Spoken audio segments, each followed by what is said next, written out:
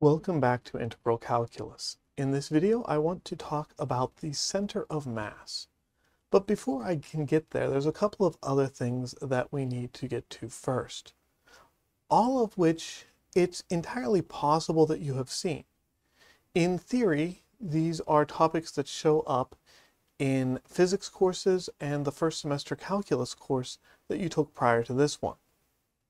In practice, even though it is somewhat rare for a student to take the second semester of calculus having never studied any physics whatsoever, it's not officially a prerequisite. So you might be that somewhat rare version of a student who has avoided that course. It's also entirely likely this is another one of those topics that is supposed to show up in first semester calculus, but because it shows up near the end of the course, it's one of the first things on the cutting mat when time is running low. All right, so I'm going to proceed assuming that you have not seen these things before. We'll build up all of the tools necessary and make sure that we can get there from here. Let me get my head out of the way, and I'm going to start off with a brief discussion of density.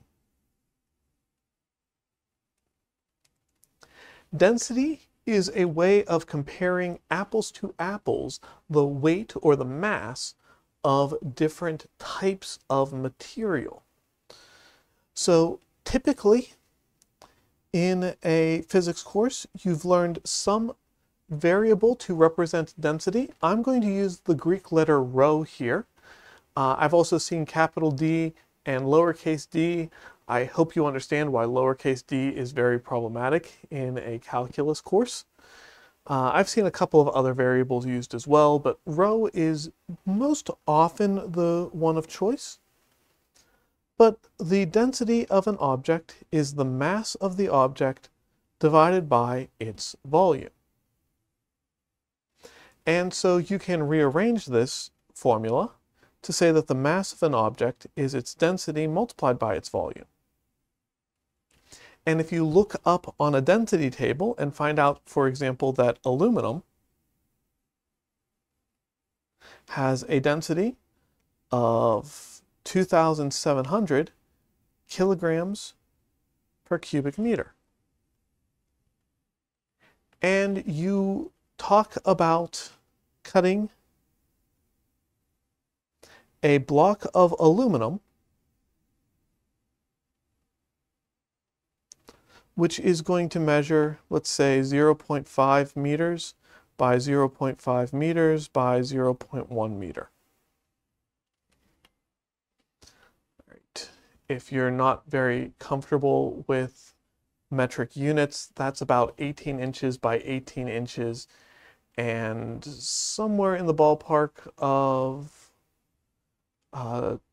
2 inches thick, if I remember those correctly.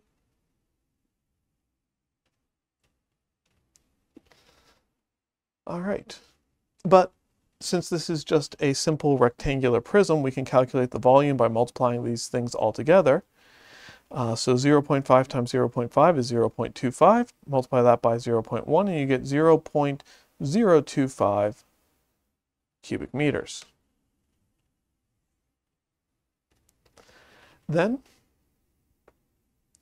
the mass of this thing is going to be the density times the volume. Multiply 0.025 times 2,700, and you get something like 67.5 kilograms.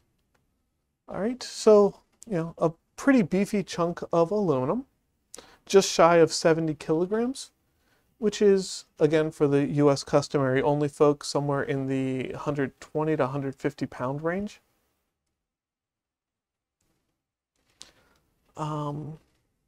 So yeah, that's the basic idea of density. It's something that you've probably come across before, and as you're looking at it, you're probably thinking, I'm not sure how this has to do with calculus. And the answer for that is, let's use the bold pen to mark a new section.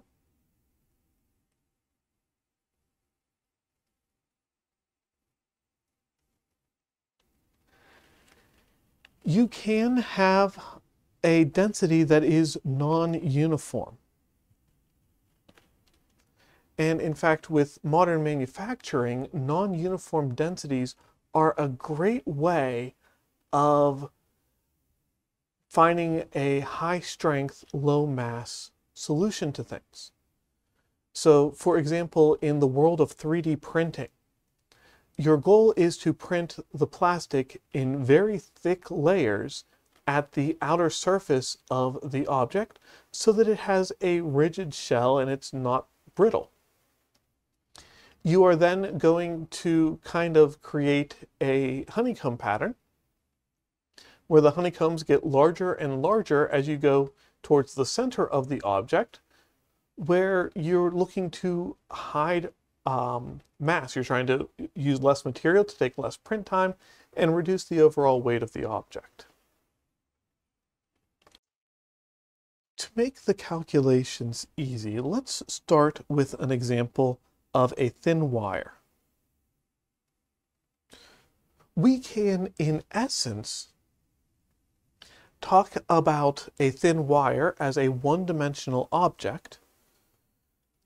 So the density here is going to be in units like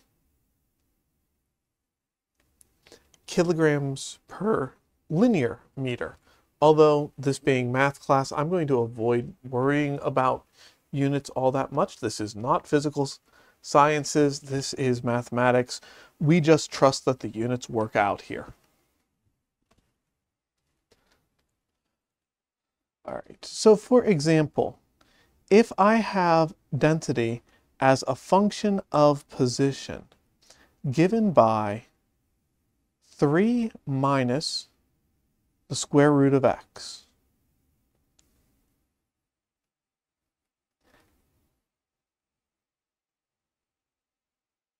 and my object in question is between the x equals 0 and x equals 8 in my coordinate grid.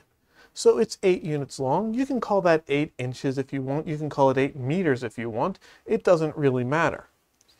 We're looking for the total mass of this object.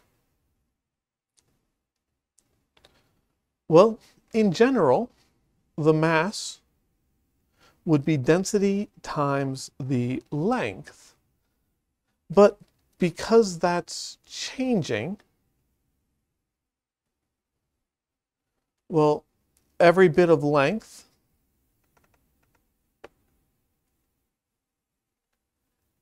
has a different density, and we can just take that little bit of length, multiply by the density there, and we can add all of them together to get the total mass of the object.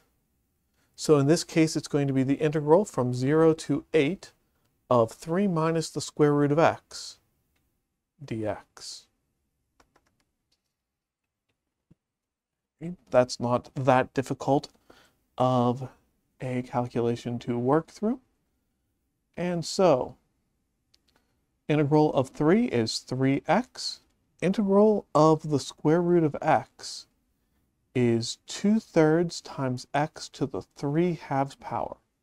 Remember, square root of x is x to the 1/2. 1/2 plus 1 is 3/2. 1 over 3/2 is 2/3. All right, plug in x equals 8.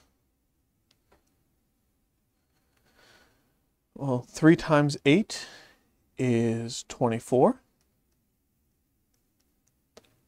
The square root of 8 is 2 times the square root of 2.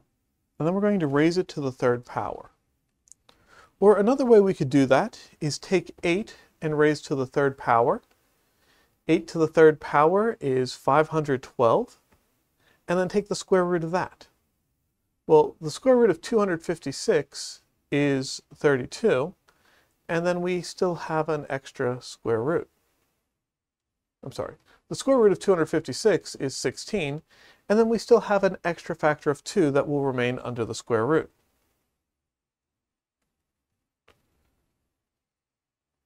So,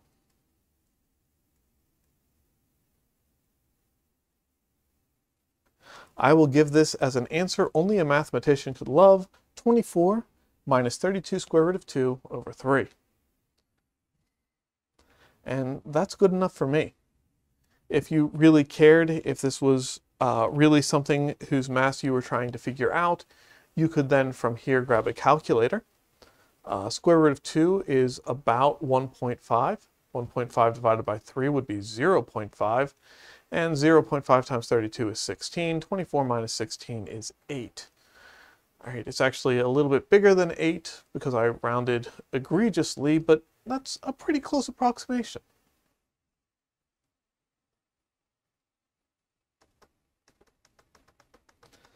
All right, from here, let's graduate on to two-dimensional objects. So consider this time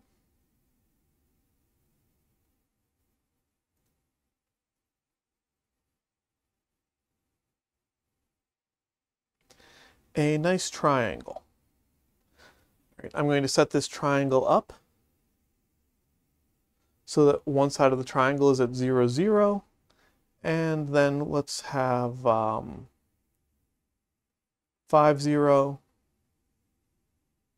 and 5, 3 as the other endpoints of this triangle.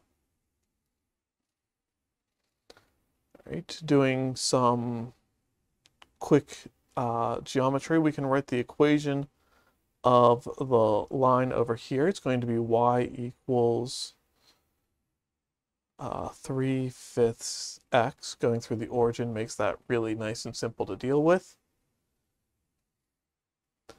And then let's say that we have a density function here. It's going to be a linear density function. That means it changes with x, not necessarily with y.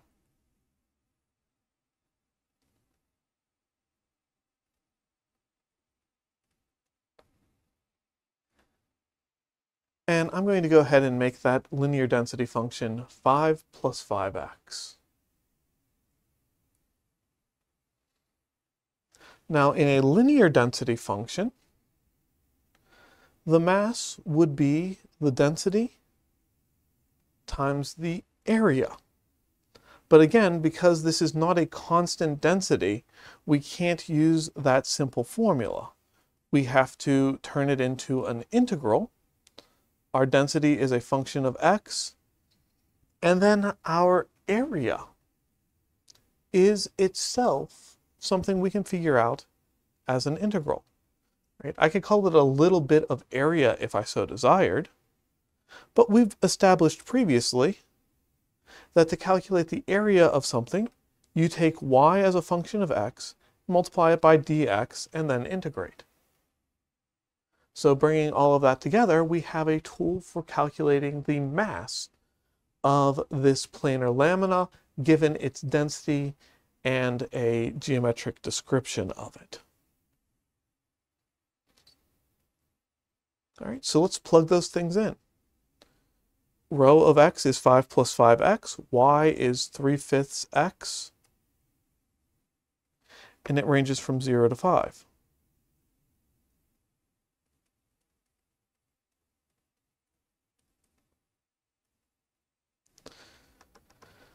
All right, distributing here, we're going to end up with 3x plus 3x squared. And we could factor that 3 out, but I think that you'll see very quickly it's convenient to have it in there, because now I have 3/2 x squared plus x cubed with no coefficient at all. Evaluate that at our limits of integration. Right, 5 squared is 25. 25 times 3 is 75. 5 cubed is 125. And then evaluate at the lower limit of integration, which is 0. So we get 0 there, and we're very happy about that. Let's see. 125 times 2 is 250. 250 plus 75 would be 325. So the mass here is 325 over 2. Once again, I didn't give units on this, so I don't have a physical manifestation of what this is supposed to be. If this were a physics class and I was giving you a problem like this, I would have attached units everywhere. I would have told you that x was in centimeters and rho was in grams per square centimeter, or x is in meters and rho is in kilograms per square meter, or whatever it happens to be for that particular problem. That information would be given to you, you'd be able to attach it at the end, you'd be able to do unit conversions if you needed to. I mention all of this because many people taking this course are taking physics. Some of you might even be taking physics with me, but this is not a physics class. And by not being a physics class, I am allowed to relax and not worry about all these weird things like making sure the units work out and thinking about what units are. I get weird numbers like 325 over 2, or the one we got from the previous problem. Right, 24 minus the square, or 32 square root of 2 all over 3. Answers that have no business whatsoever in a physics course, but when you're sitting in a mathematics course and you don't have a calculator in front of you, those are the nicer way of doing things. So there we have it. All right, let's clear some page here and finally get to the title of the lesson.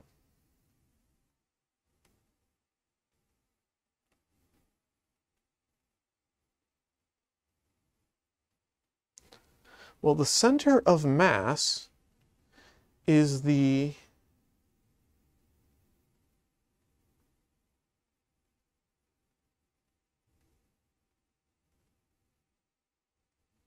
average of mass at all points.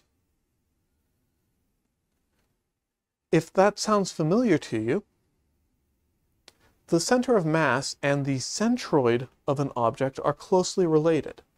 The centroid and the center of mass are the same point when you have an object whose mass is constant. When you have an object whose mass is changing, the centroid and the center of mass can be different points. All right, let's take a look here.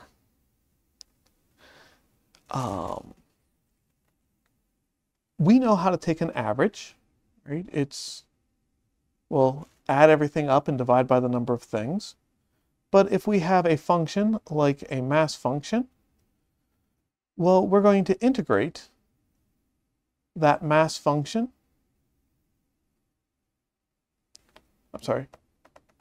We're going to integrate that density function times the point in question, and then divide by the total mass of the object.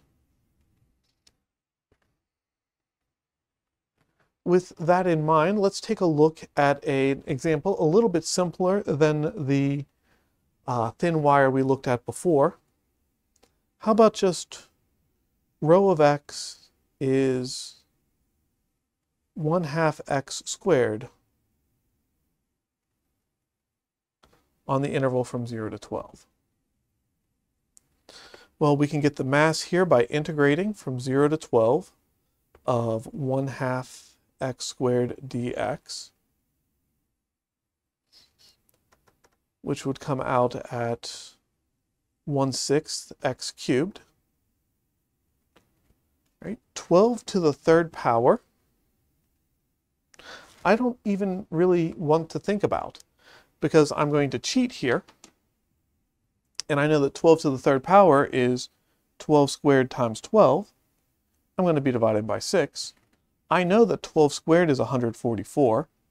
12 divided by 6 is 2, and 144 times 2 is 288. Of course, the lower limit of integration was just 0, and subtracting 0 doesn't change anything.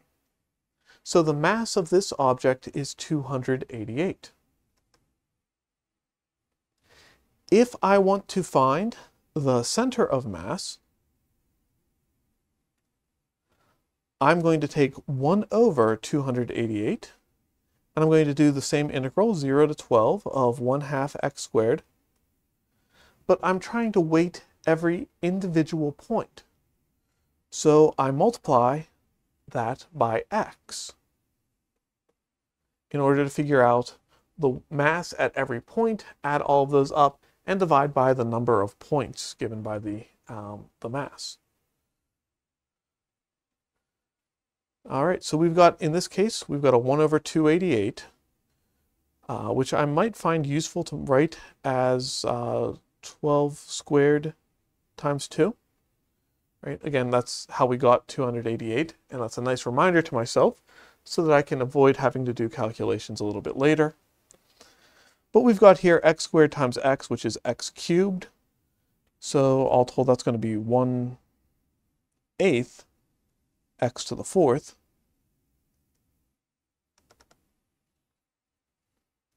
So we've got 1 over 12 squared times 2. We've got 1/8 times 12 to the 4th, and of course minus 0. And this is why I wanted to leave that 12 squared, because 12 to the 4th over 12 squared is 12 squared.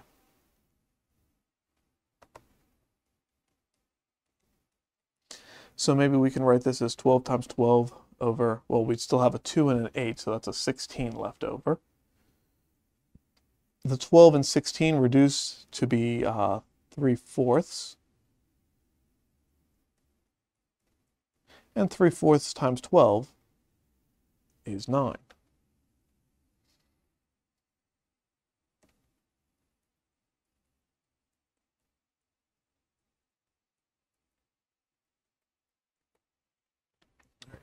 So because the density is growing as you go across this wire, it is feather light density of 0 on the left-hand side. There is no physical such thing as density of 0, but we don't worry about that. But it's getting denser and denser as you go left to right, and when you get to the right side, the density is, what was it, 1/2 x squared, half of 12 squared is 72. So that's much more dense, and we would expect that the center of mass is going to be closer to the right than the left, and that's exactly what we got when we found that the center of mass was at x equals 12. Let's end with one for you to try on your own. In this case, let's take a look at the density function. Rho as a function of x is equal to 2/3 x minus x cubed. And I'm going to go ahead and set this up just on the interval from 0 to 1.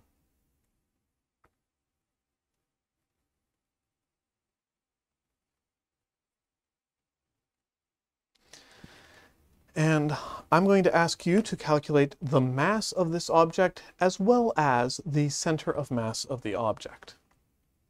All right, take a few minutes, see what you can do with that, and I'll see you in the next video.